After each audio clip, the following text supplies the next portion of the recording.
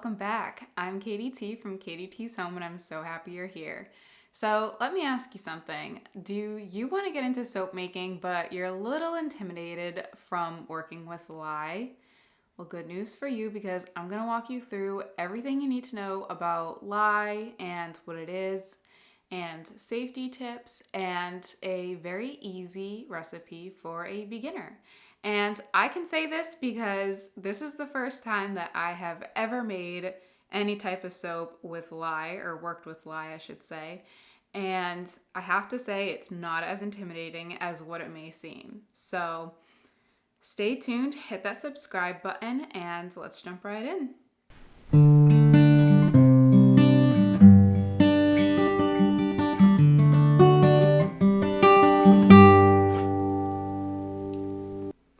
First, before we get started, I just want to say that this post was made possible by Nature Packaged. They have gifted me a ton of different carrier oils and natural ingredients, which is what they specialize in as a company. And I have to say, so far, I'm in love. So if you're interested, I'll put a coupon code. I think it's for 15% off of your first purchase. So yeah, to get right in, what is lye? So lye is a mix of water and sodium hydroxide. So the question is, okay, what is sodium hydroxide? Well, that is a man-made manufactured chemical that is used to create soap. And not all soap, like it depends on the type of soap, but for like a bar soap, and there's other cleaning products too, that is the main ingredients. And a little fun fact, you can actually make lye or sodium hydroxide with wood ash.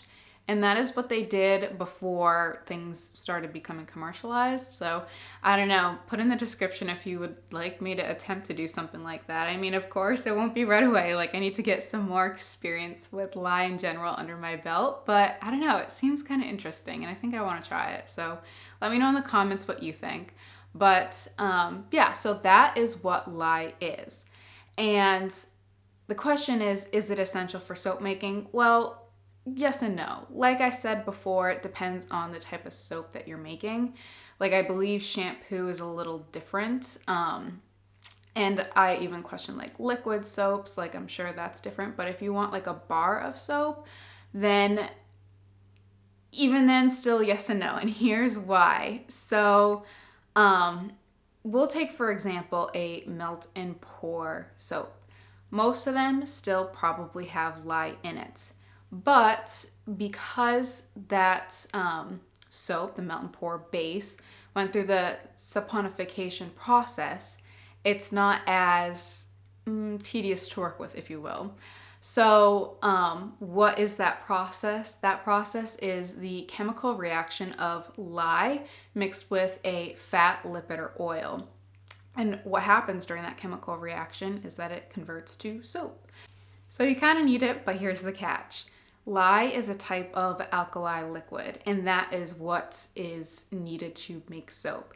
So there's another type that I know of alkali liquids, but the more familiar one is lye.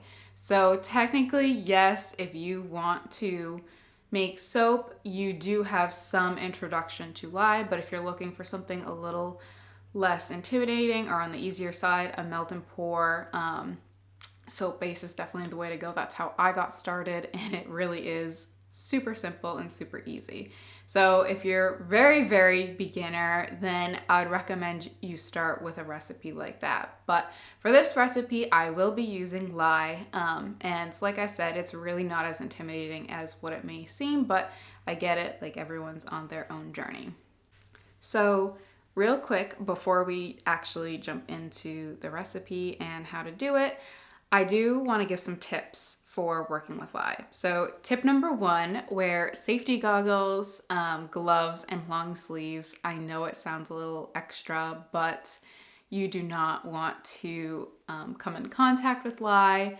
And part of the reason is because it will have a chemical reaction and you can get chemical burn. So just be on the safe side.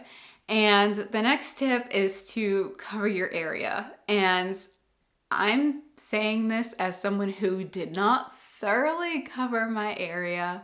And make sure your area is covered for the whole process. And I guess that's what I kind of failed to do. So when I was mixing the lye and everything, like I was fine, like I didn't spill anywhere. And when I was cleaning up, I had some residual sodium hydroxide left in the glass container that I had. And so I didn't want to put it down the drain because I'm thinking, okay, the sodium hydroxide, when it mixes with water, it creates a very strong reaction and it heats up. So I'm like, I don't know if I really want to put this down the drain, so I'll just toss it. But I didn't want to toss it right into the trash can because I'm like, I don't know if there's going to be something else that it reacts to. So I just tried to put it in like a plastic disposable container, which is my next recommendation to do that. And there's specific types of plastic that works best or that's recommended. So I will put that in the description below. But in the process of doing so, I ended up spilling some sodium hydroxide on the countertop and it almost stained it instantly. And it's so frustrating because I just sanded this butcher block counter down. So I'm like, oh, of course. But that's my bad. So learn from my mistake. Cover your area and make sure it's covered for the duration of the soap making process. But yeah, and the other thing too that I just want to mention real quick, this is a cold process soap. So this does mean that it will take 4 to 6 weeks to cure, and cold process is essentially heating. I know it sounds counterintuitive, but it's when you're heating soap from the outside, or essentially melting it versus from the inside, and that's where you can get all like the fancy swirls and what have you. But I'm not in that soap making stage by any means, so cold process it is. So now that you know everything you need to know about lye, we can jump into the materials that we need for this project. So you will need a soap mold, immersion blender, a kitchen scale, a pan for melting the shea butter and what have you, disposable plastic container, like I said it earlier. So measure your sodium hydroxide right in the plastic container so that way you can just throw it away easily. Goggles, gloves, thermometer, a spoon or spatula, and then additional bowls to measure out like the shea butter and the mango butter, etc. For ingredients, you will need 8 ounces of olive oil, 8 ounces of coconut oil, 12 ounces of shea butter, 4 ounces of mango butter, 4.5 ounces of sodium hydroxide, 10.2 ounces of water, and then 0.5 ounces of fragrance oil. Now, I'm not gonna lie to you, I followed a recipe and I changed it a little bit, and the essential oils is one of the things that I changed. Mostly because I didn't have enough and I didn't realize that at the time. But I'm so glad that I didn't have enough because this original recipe called for 2 ounces of fragrance oil. So I put in a fourth of what the recipe called for. And my whole downstairs still, to this day, I did this a few days ago, still smells like the essential oils. Like it is strong.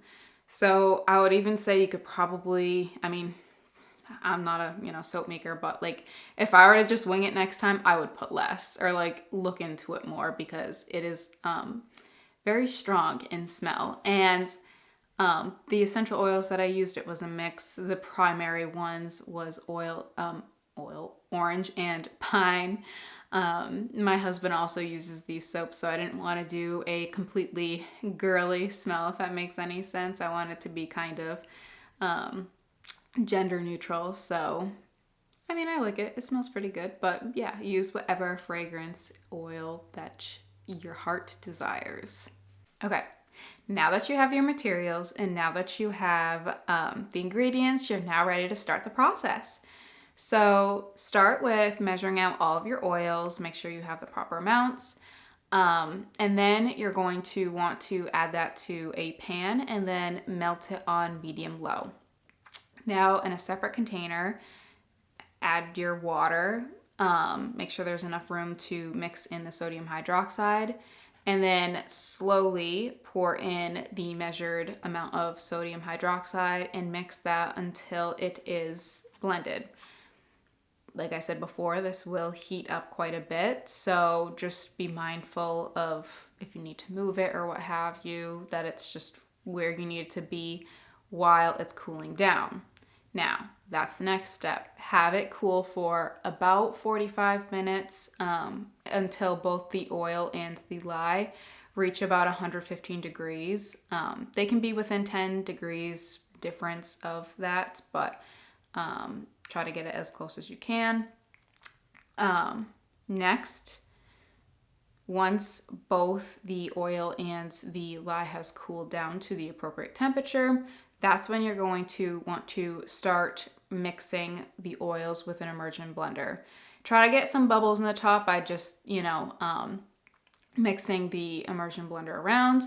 And then you can slowly pour in the lye and continue to mix it until you reach trace. Now, trace is when you can, I'm trying to think of how to explain this, mix it and there's residual of whatever liquid kind of forming at the top. Like when you lift it up, it's not just like liquid and it just goes flat.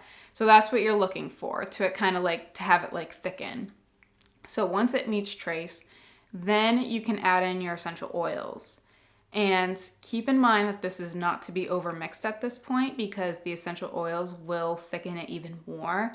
So just stir it around with the immersion blender, like don't actually have the immersion blender running, just to quickly mix in the essential oils. And then after that's mixed in, you can add it to your soap molds and then cover it and let it set aside for about 24 hours.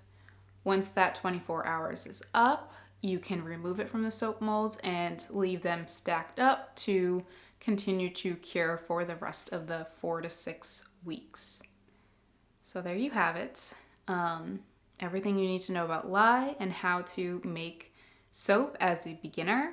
Like I said, this is the first time that I have worked with lye, and I know it seems intimidating, but trust me, you got this. Like, you can do it. I have full faith in you. And I would love to hear it if you do attempt to make soap. So leave it in the comments if you tried to make this recipe. I would love to hear it.